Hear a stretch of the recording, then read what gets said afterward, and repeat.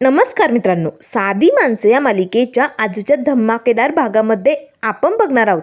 कोंबडीवाल्या सुलतान अंकलला सत्या मीराने रंगेहात पकडताच देविकाचं भांडं फोडण्यासाठी आता सत्या आणि मीराने केला सत्यागिरीचा खेळ सुरू. तर इकडे आता मीरा सत्याला म्हणत असते, अहो सणासुदीचे दिवस आहेत बरं का, आता हे बघा चेहऱ्यावरती स्माईल ठेवायची आणि सत्या दादा आहात की नाही तुम्ही, त्यामुळे टेन्शन घ्यायचं नाही, नेहमी माणसांनी हसत राहायचं. सत्य आता हसू लागतो तेव्हा मीरा म्हणू लागते, आता कसं बरं, एक नंबर भारी. त्याच वेळेस आता सत्याला कस्टमरचा कॉल येतो. आता सत्या पटकन फोन उचलतो आणि म्हणू लागतो, हो हो मी लगेच तुम्हाला जागेवरती पिकअप करायला येतो, आलोच. असे म्हणताच आता फोन बंद होतो. त्यावर लगेच सत्या म्हणू लागतो, धूमकेतू बरं चल, मला भाडं आलंय, मला निघावं लागेल. आता सत्या निघालेलं असतानाच मीरा म्हणू लागते, गेलंच पाहिजे का, नाही गेलं तर नाही चालणार का. त्यावर लगेच सत्या धूमकेतूला आपल्या मिठीत घेतो आणि म्हणू लागतो, खरंच धूमकेतू, नाही तू जर म्हणत असशील तर मी थांबायला तयार आहे, थांबतो मी घरी. त्याच वेळेस मीरा म्हणू लागते, नाही म्हणजे तसं. त्याच वेळेस सत्या धूमकेतूची आता पप्पी घेणार.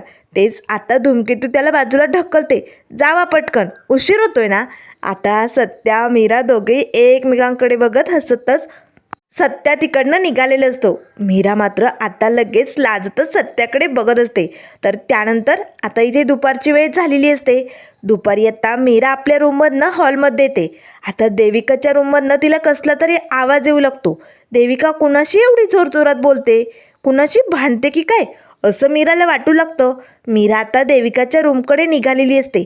तर देविकाला आता या सुलतान अंकलचा फोन आलेला असतो. सुलतान अंकल आता देविकाला म्हणत असतो, प्लीज देविका मला पुन्हा रोल दे ना गं, मला खूप हौस आहे रोल करायची. त्यावर लगेच देविका म्हणू लागते, जमणार नाही, आता तुला पुन्हा कधीच रोल भेटणार नाही आहे, कारण सुलतान तू ओव्हर ॲक्टिंग करतोय. त्याच वेळेस आता दरवाजात मीरा आलेली असते. थोडासा दरवाजा उघडा असतो. आता मीरा डोकावून हळूच देविकाकडे बघू लागते. नेमकं देविका कुणाशी ओरडत बोलते. त्याच वेळेस आता लगेच सुलतान म्हणू लागतो, असं नको ना करू गं देविका, मी किती छान तुझ्या अंकलचा रोल केला होता, प्लीज दे ना मला पुन्हा रोल. त्यावर देविका म्हणू लागते, जमणार नाही, सांगितलं ना, ओव्हर ॲक्टिंग करतोस तू आणि ॲडिशन घ्यायची गरज काय आहे तुला. अरे सुलतान, तुला मी किती वेळा सांगितलेलं आहे ॲडिशन घेत जाऊ नको. आणि मागच्या वेळेस तू तर न सांगता आमच्या घरी रोल करण्यासाठी आला होता, ते मला अजिबात पटलेलं नाही आहे. त्यावर लगेच आता मीराला तर धक्का बसतो. सुलतान अंकल म्हणजे हा रोल करतोय, म्हणजे हा हिचा अंकल नाही आहे की. ऐकून आता मीराला तर धक्का बसलेला असतो. त्याच वेळेस आता देविका म्हणू लागते, हो मागच्या वेळेस मला न सांगता इथे येऊन ना तू मोठी चूक केली, त्यामुळे पुन्हा आता तुला रोल भेटणार नाही. त्यावर सुलतान म्हणू लागतो, असं काय करते देविका, मागच्या वेळेसही तुम्हाला लगेच तिकडनं हकललं होतं, मला तर माझी परी हवी होती ना, मला तिकडे परी घेण्यासाठी मी आलो होतो. त्यावर लगेच देविका म्हणू लागते, हो ती काही तुझी परी होती का, अरे आमच्या बाबांची मैत्रीण होती ती, ती कुठनं आली होती तुला माहिती आहे का तरी, त्यामुळे आता तुला रोल भेटणार नाही आहे. अजून एखादा बघ तुझा जोडीदार कुणी असेल तर, आणि त्याला माझा बाबा बनवून आण इकडे, हां चांगला रोल जमला पाहिजे. आता मात्र हे ऐकताच तर मीराला आणखीन मोठा धक्का बसतो. जसा अंकल खोटारदा तसा बापही नाहीच आहे की काय, असे असंख्य प्रश्न आता मीरासमोर उभे असतात. त्याच वेळेस सुलतान म्हणू लागतो, देविका अगं मीच दुसरा रोल करतो की तुझ्या बाबांचा, अगं मला खूप छान रोल जमेल तो. त्यावर लगेच देविका म्हणू लागते, तुला कळत नाही का रे, तुला वेळ लागले का, सांगितलं ना तेवढंच करायचं, एखादा दुसरा बघ आणि माझा बाबा म्हणून इकडे आण त्याला. त्यावर लगेच आता सुलतान म्हणू लागतो, पण देविका अगं मी करू शकतो की 2 रोल, आता पिक्चरमध्ये नाही का 2 भावांचे रोल एकालाच असतात, एकाला झाकायचं दुसऱ्याला दाखायचं, असं करेन की मी, मस्त रोल जमेल मला. त्यावर देविका म्हणू लागते, जास्त शहाणपट्टी शिकू नको हां, जेवढं सांगितलं ना तेवढंच करायचं, जास्त डोकं चालवायचं नाही, चल ठेव फोन. असे म्हणत आता लगेच देविका फोन ठेवते. आता देविकाचं हे सगळं बोलणं ऐकून मीराला तर मोठा धक्का बसलेला असतो, कारण ही देविका किती खोटारडी आहे हे सगळं आता मीराला समजलेलं असतं. मीरा तिकडनं आपल्या रूममध्ये निघून येते. त्याच वेळेस आता सत्याही रूममध्ये आलेला असतो. आता धूमकेतू विचार करतच रूममध्ये आलेली असते. तेव्हा ती मनाशीच म्हणू लागते, देविका किती खोटं बोलते आपल्याशी, तिने घरच्या सगळ्यांना फसवलंय. म्हणजे तो सुलतान अंकल तिचा खरा अंकल नाही आहे. त्याने हे सगळं रोल केलंय. नाही नाही नाही, देविकाने हे सगळं करून ना खूप मोठी चूक केली. सगळ्यांची फसवणूक करते देविका. तिला धडा शिकवायलाच पाहिजे असा विचार आता बद्दल मीराच्या मनात येत असतो. त्याच वेळेस सत्याचं लक्ष धूमकेतूकडे जातं. धूमकेतू, अगं कसला विचार करायली? अगं काय झालं धूमकेतू? त्यावर मीरा लागते, कुठे काय, काहीच नाही. मीरा आता कॉटवरती बसते, पण ती नक्की कसला तरी विचार करते हे सत्याने ओळखलेलं असतं. त्यावर सत्या धूमकेतूजवळ येतो. धूमकेतू, तू माझ्यापासनं काही लपू शकत नाही. बोल पटकन, कसला विचार चालू आहे? काय झालंय? कोणी काही म्हटलं का? सांग ना धूमकेतू. आता मीराला सांगावं की नाही सांगावं काही कळत नाही, कारण सत्याचं कसंही तिला माहिती असतं ना. त्याच वेळेस सत्य म्हणू लागतो, धूमकेतू अगं मनात ठेवू नको, सांगून टाक. तेव्हा मीरा म्हणू लागते, हो तुम्हाला सांगू, आता मी बाहेर गेले होते. देविका कुणाशी तरी भांडल्यासारखी जोरजोरात बोलत होती, म्हणून मी तिच्या रूमजवळ जाऊन ऐकलं. तर तिने त्या अंकलला फोन लावलेला होता. आता देविका अंकलशी जे काही बोललेली असते ते सगळं आता मीराने सत्याला सांगितलेलं असतं. आता मात्र हे ऐकून सत्यालाही धक्काच असतो. म्हणजे ही बबडी आपल्या फसवते. तो अंकल तिचा खरा अंकल नाहीच आहे, खोटा अंकल आणला होता. नाही नाही नाही नाही, आणि याचा अर्थ तिचा बाबाही नाहीच आहे. आता तिच्या या नसलेल्या बाबाचं भांडं आपण फोडूयाच. हे काय जे चालवलंय ना ते सगळ्यांसमोर आलंच पाहिजे. त्यावर लगेच मीरा म्हणू लागते, हो देविकाने आपल्या सगळ्यांची फसवणूक केली, त्यामुळे तिचं भांडं फुटलंच पाहिजे. तेव्हा सत्य म्हणू लागतो, धूमकेतू अगं मग उशीर कशाला करायचा? चल पटकन माझ्याबरोबर बाहेर आहे, मी सांगतो तुला काय करायचे ते. असे म्हणत आता सत्या पटकन धूमकेतूचा हात धरत ओढतच तिला बाहेर घेऊन येतो. तर इकडे आता किचनमध्ये देविका पाणी पित असते. त्याच वेळेस आता लगेच मीरा आणि सत्या तिकडे येतात. त्यावर मीरा म्हणू लागते, देविका 2 मिनटं बसतेस का गं? माझं ना तुझ्याकडे एक काम होतं. त्यावर लगेच देविका म्हणू लागते, काय? माझ्याकडे काय काम आहे तुझं? आणि कसलं काम? तेव्हा मीरा आता तिथे खुर्चीवरती बसते आणि म्हणू लागते, प्लीज देविका, अगं मला ना हा मोबाईलला जो लॉक लावतात ना तो पॅटर्नवाला तो शिकून घ्यायचा होता गं. मलाही लावायचा होता, मला जमत नाही ना. ह्याच वेळेस आता देविका जोरजोरात हसू लागते. काय गे मीरा, तुला काहीच जमत नाही? फक्त भाजीत मीठ किती जास्त टाकायचं, किती काय काय मिरची मसाला घालायचा एवढंच जमतं तुला, दुसरं नॉलेजच नाही आहे तुला. अगं मीरा, काहीतरी नॉलेज पाहिजे माणसाला. सत्याला मात्र राग येतो, पण आता सत्य आणि मीराचं हे सगळं नाटक चालू असतं. त्यावर लगेच आता मीरा म्हणू लागते, देविका तू अगदी बरोबर बोलतेस गं. माणसाला सगळं शिकणं खूप गरजेचं असतं. बघ ना आता यांच्यामुळे मला हे लॉक टाकण्याची वेळ आली. खरं तर यांच्यामुळे होतं हे सगळं. त्यावर लगेच आता सत्य म्हणू लागतो, धूमकेतू पण काय गरज आहे लॉक टाकायची? अजिबात टाकायचं नाही आहे. त्यावर लगेच आता देविका म्हणू लागते, 1 मिनिट, काय झालं आहे तुमच्या दोघांचं नेमकं सांगाल का? त्यावर लगेच मीरा म्हणू लागते, सांगते देविका. आता बघ ना, हा मोबाईल माझा आहे की नाही? मग सारखे इकडनं तिकडनं बाहेर ना आले की माझा मोबाईल घेतात. मी कुणाशी काय बोलते, कुणाचा फोन आला होता, सगळं काही चेक करतात आणि पुन्हा त्या नंबरवरती फोन लावण्याचा प्रयत्न करतात आणि माझ्यावरती संशय घेतात गं. म्हणून ना मला माझ्या मोबाईलला ना लॉक टाकायचं आहे, म्हणजे यांना काही दिसलंच नाही पाहिजे. आता बायकांची पण काही प्रायव्हसी असते की नाही देविका, सांग बरं. त्यावर देविका म्हणू लागते, अगदी बरोबर. त्यामुळे मीरा, तू मोबाईलला लॉक टाकलाच पाहिजे. त्यावर लगेच सत्य म्हणू लागते, ए बबडे, असलं काय बी करायचं नाही धूमकेतूच्या मोबाईलला. आणि धूमकेतू काय गरज आहे, राहू दे की, अजिबात चालणार नाही, ते लॉक वगैरे टाकू नको.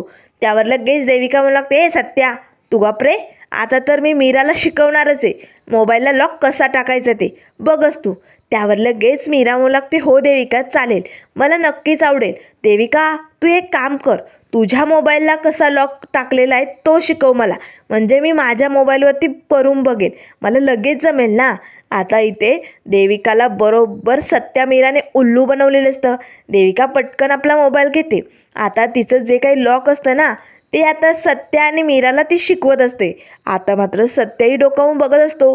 तेव्हा मीरा म्हणू लागते, बघा बघा, तुम्हाला तर काही जमत नाही, पण शिकता येतं की नाही ते तरी बघा. सत्याही डोकावून बघत असतो. त्याच वेळेस आता मीरा म्हणू लागते, बघू मी उघडून बघते मला जमतं का.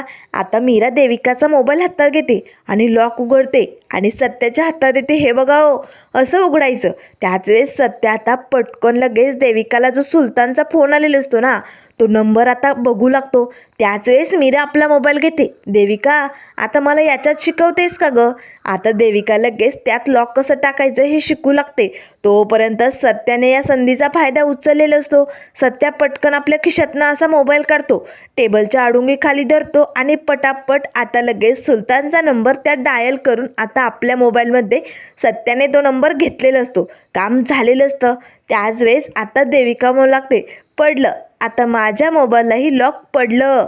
त्यावर लगेच आता देविका म्हणू लागते, मीरा, आता तुझ्या मोबाईलला सेन्सर लॉक असेल, त्यामुळे सत्या काही तुझ्या मोबाईलला हात लावू शकत नाही, हो की नाही? मीरा म्हणू लागते, थँक्यू हा देविका. आता लगेच देविका तिकडनं निघून जाते. त्याच वेळेस सत्या आणि मीरा मात्र खुश होतात. दोघेही आपल्या रूममध्ये येतात आणि लगेच या कोंबडीवाल्या अंकलला फोन लावतात. आता लगेच सुलतान इकडनं फोन उचलतो. आता लगेच सत्य म्हणू लागतो, कुणाचा नंबर आहे हा? त्यावर सुलतान म्हणू लागतो, कोंबडीवाला सुलतान, काय हवंय तुम्हाला? जे काय हवं असेल ते तुम्हाला मिळून जाईल, कोंबडी शपथ. आता मात्र कोंबडी शपथ म्हणताच या अंकलला लगेच सत्या मीराने ओळखलेलं असतं. त्यावर लगेच सत्य म्हणू लागतो, म्हणजे सुलतानजी, आम्हाला ना तुमच्याकडे ऑर्डर करायची आहे, पण तुमच्याकडे काय काय मिळतं? त्यावर आता लगेच सुलतान म्हणू लागतो, कलेजा, चिकन फ्राय सगळं काही मिळतं. तुम्ही जे सांगाल ते आम्ही तुमच्याकडे पोच करू. सांगा पटकन काय हवंय? त्यावर लगेच सत्य म्हणू लागतो, आम्हाला ना एक कोंबडी हवी आहे, ती पण अशी बारीक कापून. घेऊन याल? नाही म्हणजे ऑर्डर पोच कराल ना? त्यावर लगेच आता सुलतान खुश होतो. पूर्ण कोंबडीची ऑर्डर? कोंबडी शपथ, येणार की. तुम्ही पत्ता सांगा. आता सत्या लगेच यशवंतनगर चाळ नंबर 302 या ठिकाणी ही ऑर्डर तुम्ही लवकरात लवकर पोच करा. त्यावर सुलतान म्हणू लागतो, चालेल चालेल, पण 440 रुपये होतील ना? तेव्हा सत्या म्हणू लागतो, देईल की, लवकरात लवकर ऑर्डर घेऊन या. आता लगेच सुलतान फोन बंद करतो. तर लगेच मीरा म्हणू लागते, अहो काय केलं तुम्ही हे सगळं? अहो खोटा पत्ता का सांगितला? आपल्या घराचा पत्ता काय यशवंतनगरचा आहे का? नाही नाही नाही, असं का केलं तुम्ही? त्यावर लगेच सत्य म्हणू लागतो, धूमकेतू, आपल्या घराचा पत्ता दिला असता तर तो आला नसता ना. आधी आपण खात्री करून घेऊया, हा कोंबडीवाला खरंच कोंबडीवाला आहे की नाही, म्हणजे कसं या देविकाचं भांडं फोडायला मज्जा येईल.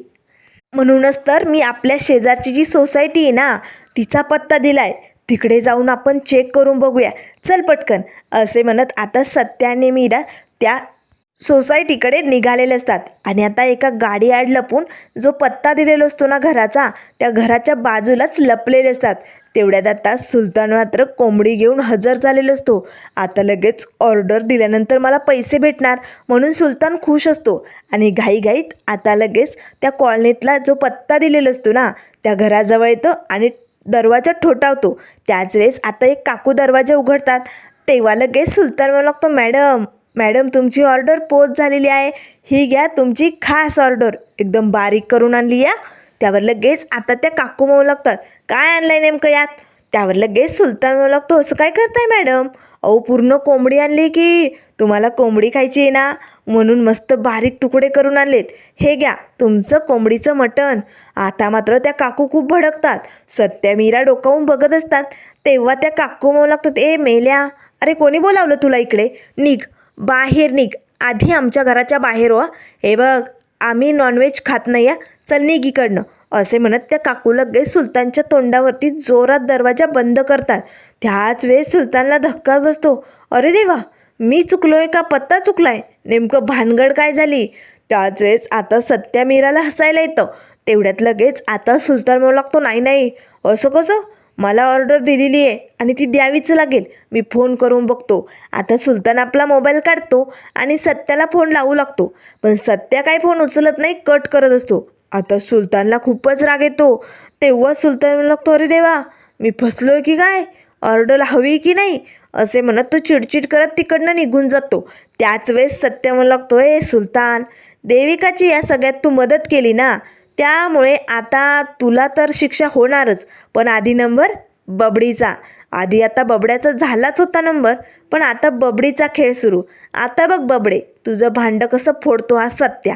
असे म्हणत सत्या मीरा घरी आलेले असतात. संध्याकाळची वेळ झालेली असते. त्यावर लगेच आता रवी, रिया आणि सत्या मीरा सगळेजण आता रूममध्ये बसलेले असतात.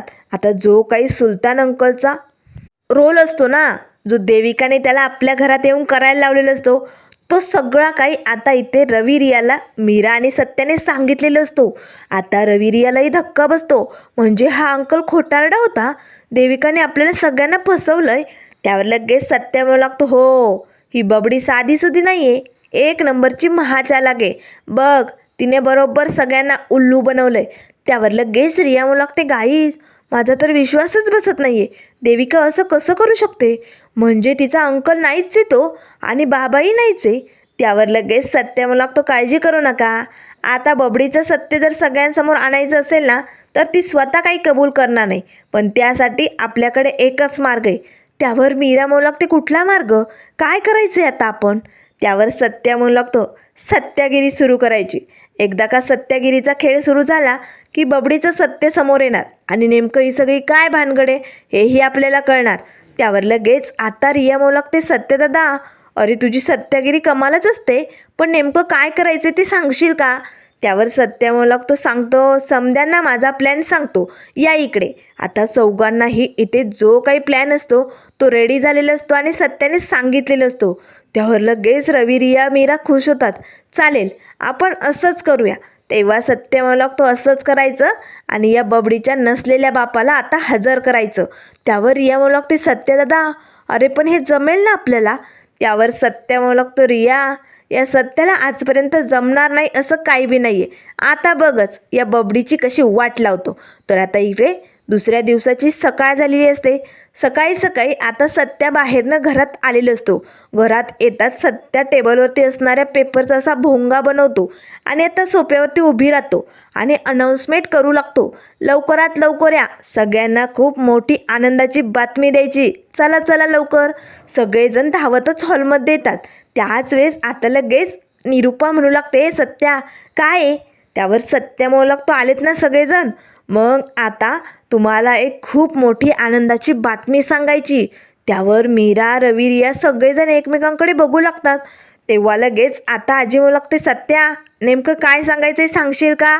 त्यावर सत्या म्हणू लागतो, सांगतो सांगतो, सगळ्यांना सांगतो. हे बघा, आपण ज्या दिवसाची आतुरतेने वाट बघतोय, इसवी सन पूर्वीपासनं, तो दिवस आलाय. ती घटिका समीप आली. त्यावर लगेच निरुपा म्हणू लागते, कुठली घटिका? कशाबद्दल बोलतोय? तेव्हा सत्य म्हणू लागतो, आपण ज्यांची वाट बघत होतो ते आता आपल्याकडे येणार आहेत, देविकाचे बाबा. आता मात्र देविका जोरात ओरडते, काय, माझे बाबा? त्यावर सत्य म्हणू लागतो, हो, आत्ताच दुबईवरनं देविकाच्या बाबांची चिठ्ठी आली आणि आता ते लवकरात लवकर आपल्याकडे येणार आहेत. आता मात्र निरुपाच्या मनात तर लाडू फुटलेले असतात. देविकाचे बाबा, अरे बापरे. निरुपा आणि पंकज तर खूपच खुश झालेले असतात. पण देविकाच्या पायाखालची जमीन सरकलेली असते.